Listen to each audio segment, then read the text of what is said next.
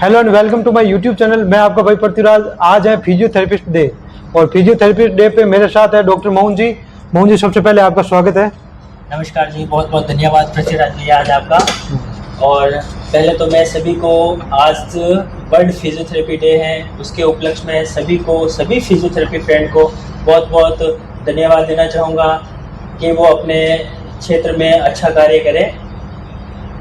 तो मोहन जी, मतलब फिजियोथेरेपिस्ट के बारे में आप मेरे को बताइए, फिजियोथेरेपिस्ट एक्चुअली में होता क्या है? तो देखो क्या है, फिजियोथेरेपी में तो क्या होता है पृथ्वीराज भैया कि फिजियोथेरेपी तो खुद अपने आप में ही एक तरीके की एक्टिविटी है। मतलब आदमी जब बच्चा पैदा होता है, पैदा होने से चलने तक वो कुछ ना कुछ एक्टिविटी करता रहता है। तो मैं तो कहूँगा वो एक तरह की फिजियोथेरेपी है कि भाई वो अपने मांसपेशियों में हल्का बहुत कोई ना कोई मूवमेंट वगैरह, किसी तरह की गतिविधि जो मांसपेशियों में अप एंड डाउन करने का है, वो सारा अपना फिजियोथेरेपी का रोल ही है अपने। तो फिजियोथेरेपी तो बच्चा पैदा होने से ही स्टार्ट हो जाती है एक तरीके से। अब वो अलग बात है कि वो समझ नहीं पाते हैं क्या है क्या नहीं है। ये तो होती क्या है और आप कौन से पेशेंट को टारगेट करते हो? आपके पास कौन से पेशेंट आते हैं? फिजियोथेरेपी में तो सभी तरीके के पेशेंट आते हैं जो डेली एक्टिविटी में आज के हर इंसान में कहीं ना कहीं कुछ ना कुछ प्रॉब्लम तो होती रहती है। अगर वो ज़्यादा बैठा रहता है तो उससे भी शिकायत आ जाती है। तो कमर दर्द हो गया, गर्दन दर्द होगी, हर तरीके कोई ना किसी भी तरह का पेन कुछ ना कुछ चलता रहता है। तो हमारे फिजियोथेरेपी में एक तरीके से देखें तो वो सभी पेशेंट ही हैं एक तरीके के जिनमें कुछ ना कुछ पेन रहते ही हैं, जैसे कमर का हो गया, गर्दन का हो गया, जो वो अपने काम में इरिटेट रहते हैं, मन नहीं लगता है उनका उनके काम में। फिर तो वो एक शिकायत ही है। तो वो हमारा एक तरीके से टारगेट ही रहता है कि भाई उनको कैसे करके हम लोग ठीक करें। आपका फिजियोथेरेपी में कितने साल का अनुभव है? मेरे फिजियोथेरेपी का कम से कम 10-12 साल हो गए हैं सर, और 10-12 सालों से मैं जोधपुर में सेवाएं दे रहा हूँ फिजियोथेरेपी की।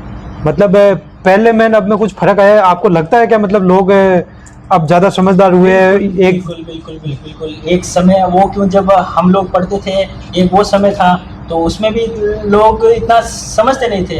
अब गिने चुने, अब जैसे धीरे धीरे साइंस डेवलप हो रहा है तो लोगों को पता चल रहा है कि एक्चुअली फिजियोथेरेपी क्या है, क्या फ़ायदे हैं इसके। तो वो और प्लस फिर वो हम लोगों से मिलते हैं, जुड़ते हैं, तब उनको पता चलता है कि भाई बहुत अच्छा रिजल्ट रहता है, करते हैं। और बाकी तो पेशेंट फिर वही बताते हैं हमें कि कैसे क्या है, जो भी बाकी अच्छा रिजल्ट है लोग। अच्छा, तो मतलब फिजियोथेरेपी में जैसे आप किस टाइप से डायग्नोस करते हैं? मतलब आपके पास पेशेंट आ गया, आप भी एक मेडिकल की तरह ट्रीटमेंट करते हैं या मतलब आपके पास क्या मतलब स्पेशलिटी है? क्या मतलब अगर किसी को चोट वगैरह हो तो आप उसको ऑपरेशन से टाल भी सकते हो? मतलब किसी को अगर पेन हो, डॉक्टर बोल दे ऑपरेट करना ही पड़ेगा, तो फिजियोथेरेपिस्ट डॉक्टर होता है वो ऑपरेट को टाल भी सकता है, ठीक भी कर सकता है, ऐसा कुछ भी होता है क्या? बिल्कुल। मैं तो बाकी का नहीं, लेकिन मैं तो ये कहना चाहूँगा कि 90% केस तो हम ऐसे ही बिना सर्जरी के ही आपके ठीक कर देंगे। अगर आपको डॉक्टर ने सजेस्ट किया है कि भाई आपका ऑपरेशन होगा, आप अगर प्रॉपर तरीके से एक अच्छे फिजियोथेरेपी से मिलते हैं, अच्छा आपका फिजियोथेरेपी चलता करता है, अच्छे आप उनके कहे अनुसार अपना जो भी है पूरा रूटीन वगैरह लाइफ स्टाइल चेंज करते हैं, तो 100% रिजल्ट मिलते हैं बॉस इसमें अपने। और रही बात डायग्नोस की, जब पेशेंट हमारे पास में आते हैं तो सिंपल सा एक थोड़ा माइनस पॉइंट ये रहता है कि हमारे पास पेशेंट जो आता है वो सबसे आखिरी में आता है। मतलब सब जगह से भटक के फिर आपके पास आता है? फिर सबसे लास्ट में हमारे पास में आता है। और ये तो श्योर, जब हमारे पास में आता है तो फिर उसे हमें कहीं जाने की जरूरत नहीं पड़ती उसको। मतलब आखिरी पॉइंट फिर यही है? आखिरी पॉइंट वही है हमारा, और हम उसको बिल्कुल बिल्कुल सही कर लेते हैं कि उसको और कहीं जाने की जरूरत ही नहीं पड़ती उनको। और बाकी तो हम लोग भी आते हैं तो वैसे पेशेंट का पूरा अच्छे वे में पूरा उसका असेसमेंट लेते हैं, पूरा अच्छे से डायग्नोस करते हैं, उनका फिजिकली हर कुछ टेस्ट वगैरह जो भी होता है वो सब करके डायग्नोस करके फिर उसके अकॉर्डिंग हम लोग उसका एक प्रोटोकॉल डिसाइड करते हैं कि भाई आपके ये शिकायत है, तो उसके हिसाब से पहले उसको समझाते हैं कि एक्चुअली फिजियोथेरेपी में होगा क्या। कुछ तो ये है कि फिजियोथेरेपी का उनको खुद को भी पता नहीं रहता, वो हमारे पास में आते हैं तो वो आधे तो अब गांव वाले तो समझ सकते हैं, वो वाले तो ये होता है कि आप आएंगे ना पढ़े लिखे पहलवान नहीं कहते, उनके पास अधूरा ज्ञान होता है वो, मतलब पास में नहीं, वो ये समझते हैं कि अब बीच में कुछ पेशेंट ही आते हैं, हम लोग अगर सेक करते हैं तो वो समझते हैं कि ये सेक वो कैंसर वाला है। अच्छा, तो आधा तो वो उससे डरते हैं क्योंकि मोस्टली सेक उसी में होता है, तो आधा तो वो उससे घबरा जाते हैं। अच्छा, जो आप लाइट डालते हैं वगैरह वो करते हैं? डरते हैं कि यार ये तो कोई अलग है, तो वो पूछते हैं, फिर हमें उनको समझाना पड़ता है कि भाई इस चीज़ से ये है, जो बीमारी के अकॉर्डिंग उनको अच्छे से समझाना पड़ता है। फिर हम लोग उसका एक प्रोटोकॉल बनाते हैं, और जैसे हमारे पास में आधुनिक मशीन ही है, कुछ हम लोग मैनुअल थेरेपी भी वगैरह करते हैं। तो इस तरीके से सारा उसका प्रोटोकॉल डिसाइड करके फिर उसके कंडीशन के अकॉर्डिंग हम लोग उसका रिजल्ट करते हैं। एक मतलब जो जिम ट्रेनर होता है उसमें और आपकी थेरेपी में आप कैसे मतलब अलग बता सकते हैं मेरे को? भाई हम लोगों के पास में हम लोग एक कंडीशन पे काम करते हैं। भाई जिम ट्रेनर में हो गया तो वहाँ तो बंदा ऑलरेडी फिट रहता है, पहले से फिट होता पहले है। से फिट रहता है और वो ये चाहता है कि कोई थोड़ा और अच्छी बॉडी बन जाए और आगे भी फिट रहे हम लोग उसलिए।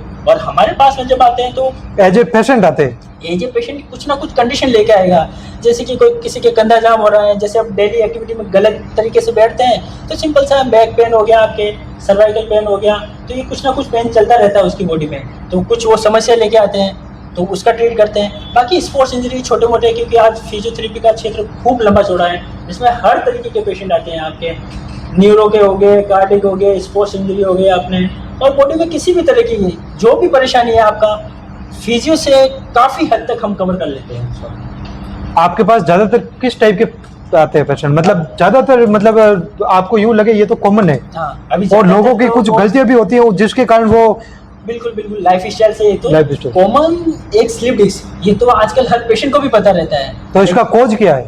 बस वही उनकी लाइफ स्टाइल गड़बड़ होती है, और प्लस दूसरा है कि जो बैठने का करने का थोड़ा तरीका वो गलत रहता है। फिर आप बाहर का माहौल देखें, जिस हिसाब से जो सड़कें वगैरह जो जर्क लगते हैं थोड़ा वो रेस्पॉन्सिबल होते हैं, तो वो भी उनका पेन बढ़ा देते हैं। कहीं ना कहीं खान पान वगैरह वो भी मैटर रखता खान है। पान आता है, प्लस उनकी बेड लाइफ स्टाइल रहती है, सोने का तरीका, उठने का वगैरह, वो कोई गलत तरीके से एक्सरसाइज। और ज़्यादातर मोस्टली क्या करते हैं बच्चे, थोड़ा बहुत कंप्लेन हुआ तो वो सीधा अपने कंडीशन को यूट्यूब पे सर्च करते हैं, और फिर वो आधा अधूरा ज्ञान लेके अपने में प्रैक्टिकल करना स्टार्ट कर देते हैं। गूगल पे देख लेते हैं भाई कमर दर्द की हमें ये शिकायत है एक्सरसाइज, तो उसमें हजारों एक्सरसाइज आ जाती है और वो आप उस एक्सरसाइज में स्टार्ट हो जाते हैं। फिर उनका पेन बढ़ जाता है, वो फिर हमारे पास फिर आपके पास आते हैं। फिर हमारे पास में आते हैं। अब भाई गूगल आपको ये कभी नहीं बताता है कि भाई स्लिप डिस्क हुई है तो आपका जो स्पाइनल कॉर्ड जो छल्ला कहते हैं अपन कि वो आगे की तरफ खिसका है तो आप ये एक्सरसाइज कीजिए, पीछे खींचे, लेफ्ट राइट या कोई कंप्रेशन है, तो इतना डीपली वो नहीं समझाता है। और वही फिर वही मात खा जाते हैं वो लोग, और फिर उस वजह से वो अधूरा ज्ञान, फिर कोई ना कोई गलत एक्सरसाइज करते हैं, उससे वो पेन बढ़ जाता है, फिर हमारे पास में आते हैं। तो मैं तो यही कहूँगा लोगों से कि भाई ये यूट्यूब वगैरह इन चीज़ों से जितना हो दूर रहें, आप अपने कहीं नज़दीक अच्छे डॉक्टर से संपर्क कीजिए, आपके फिजियो से कंसल्ट कीजिए, ताकि वो आपको अच्छे से समझा पाए कि एक्चुअल कंडीशन है क्या आपको। एक जैसे मेरे को पता है क्या, मतलब माइग्रेन हो गया, गर्दन दर्द हो गई, कमर दर्द हो गया, हाथ पाँव का दर्द हो गया, मतलब इनके अलावा भी पेशेंट आपके पास आए तो क्या क्या मतलब कौन कौन से चीजें हैं जो आपके अंदर शामिल होती है, मतलब आपके पास पेशेंट आ सके? भाई हमारे यहाँ तो बॉस हर तरीके के पेशेंट, यानी कि आप छोटे जैसे कि कमर दर्द मान लीजिए, आप कमर दर्द हो गया, फ्रोजन शोल्डर होता है मोस्टली, जो डायबिटीज़ वाले पेशेंट में कॉमन रहता है, मोस्टली ज़्यादा उनके रहता है, वो आ गया आपके कमर दर्द वाला तो हो गया। कोई लिगामेंट इंजरी है, किसी तरह की स्पोर्ट्स इंजरी है, खेल कूद के दौरान कहीं भी कोई चोट लग जाती है तो उसका ट्रीटमेंट भी है हमारे पास में। प्लस फिर कोई ऑपरेशन से पहले का कोई केस हो, ऑपरेशन का कोई बाद का वाला, तो वो भी हम लोग आराम से कवर कर लेते हैं। तो हर तरीके का केस कह सकते हैं हम लोग कि हम लोग फिजियोथेरेपी से, फिजियो का मतलब यही होता है कि आप उनकी फंक्शनल एक्टिविटी है जो उसमें, या जो उसकी डेली एक्टिविटी है उसको कैसे क्या रही है उसको आप इंक्रीज करना होता है, तो उससे रिलेटेड हम सारा काम कर लेते हैं बॉस।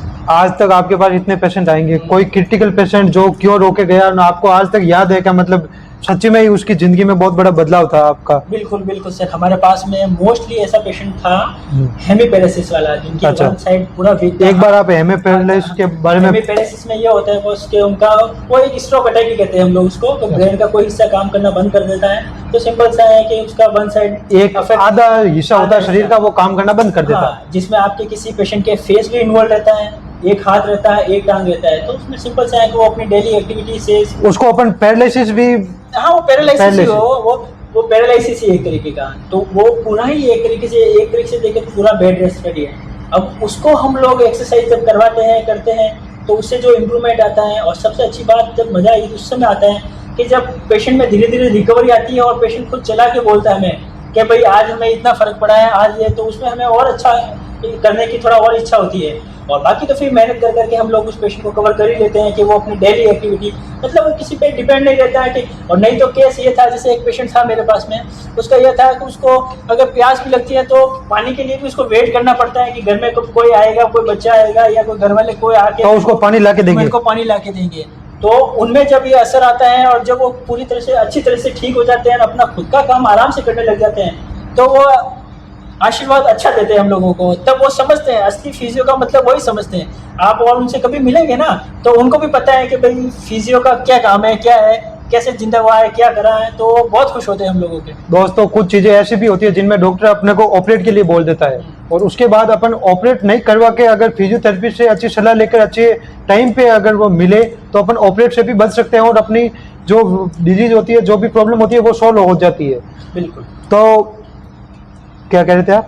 हाँ, नहीं, इसमें यही होता है कि भाई काफ़ी कुछ डॉक्टर हाँ बताते हैं फिजियोथेरेपी का, मैं ये नहीं कहता कि सारे डॉक्टर गलत हैं, कुछ डॉक्टर होते हैं उनको बताते हैं, लेकिन मेरा सिर्फ यही कहना है कि भाई आप सर्जरी के बाद फिजियोथेरेपी रहती है, 3 महीने हो गए हैं, 6 महीने तक है, अगर वो पेशेंट अगर फिजियोथेरेपी सर्जरी से पहले ही अगर वो टाइमिंग हमें दे देता है तो मेरे हिसाब से उनको सर्जरी की जरूरत हो सकता है वो ऑपरेट से बच जाए। बिल्कुल बिल्कुल 90% केस हम ऐसे नहीं कहते जैसे हाँ, जरूरी नहीं है, मतलब देखो जहाँ जरूरी होगा वहाँ तो करनी पड़ेगी। भाई सारे केस हम कर लेते हैं, अब कुछ केस ऐसे नी रिप्लेस वाले भी आते हैं, तो काफी कुछ वो इतनी गलत कंडीशन में आते हैं तो हम भी उनको नहीं कहते। हम कहाँ आप इस सर्जरी का सजेशन करते हैं? बताते हैं भाई बहुत ज्यादा खराब हो गया और हमें भी पता है इतना टाइम आप भी नहीं दे पाओगे, कुछ एज भी है, कुछ अदर सिम्टम भी है, इसे अच्छा आप सर्जरी करवा बस। तो उन्हें भी ये कहते हैं भाई आप सर्जरी करवा लीजिए, बाकी का प्रोसेस हम संभाल लेंगे फिर, और बिल्कुल वो पेशेंट कवर होकर जाते हैं अच्छे, वहाँ भी अच्छा रिजल्ट आता है और हमारे इसमें भी अच्छा रिजल्ट आता है इसमें। तो दोस्तों ये डॉक्टर मोहन है, इनका अपने यहाँ क्लिनिक है। तो मोहन जी अभी एक बार अपने क्लिनिक का एड्रेस बता दीजिए लोगों को। यस सर,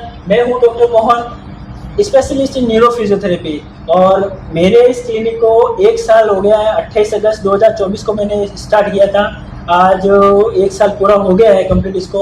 और हमारी ये लोकेशन रहेगी अपने सेक्शन 7 नियर दीक्षा क्लासेस के पास है, इनके पास में हमारा थेरेपी सेंटर है। बिल्कुल, बाकी आप देख सकते हैं थेरेपी में क्या है। बाकी एक बार मैं आपको थोड़ा ये बेड वगैरह है यहाँ पर भी मोहन जी अपने को साथ चल के दिखा देंगे। बिल्कुल आराम से चलिए। एक बार जो भी अपने शुरुआत हम इससे करते हैं, बस हमारे इससे बता रहे हैं हम। ये देखिए दोस्तों कितनी मतलब साफ सफाई है, मेन चीज तो साफ सफाई होती है। अपन जहाँ भी जाते हैं एक वो अपने को बदबू का रहता है। ये देखिए दोस्तों बिल्कुल साफ सफाई, ये हमारे मंदिर हो गया इस साइड का। अच्छा। और ये बहुत हमारी ट्रैक्शन टेबल होगी। इसमें मोस्टली जो स्लीप डिस्क वाले जो कहते हैं ना अपन ज्यादा उनके कि भाई कोई कमर की कोई नस दबी है या कोई गर्दन की दबी है, तो उसमें हम लोग ये यूज करते हैं। ये वो बेड है जहाँ पर कमर में दर्द हो या स्लिप डिस्क हो जाए उसके लिए यहाँ पर थेरेपी दी जाती है। इसमें हम लोग गर्दन का भी होगा, कोई नस दबी हो तो वो भी हम कवर कर लेते हैं। तो ये इसको हम ट्रैक्शन बोलते हैं, ट्रैक्शन का मतलब खिंचाव। तो वो ये वाला हम लोग यूनिट रखा है यहाँ पर। अच्छा, ये हो गया। फिर ये सिंपल बेड है, ये नॉर्मल जिम साइकिल कह सकते हैं आप इसको। अच्छा। जो हेमीपेरेसिस मतलब अदर सारा हाँ, मतलब पूरे शरीर का सर्कुलेशन के लिए, बिल्कुल फिजिकल एक्टिविटी के लिए ये। फिर हमारे ये चैम्बर है, बिल्कुल ये अलग अलग बने हुए हैं।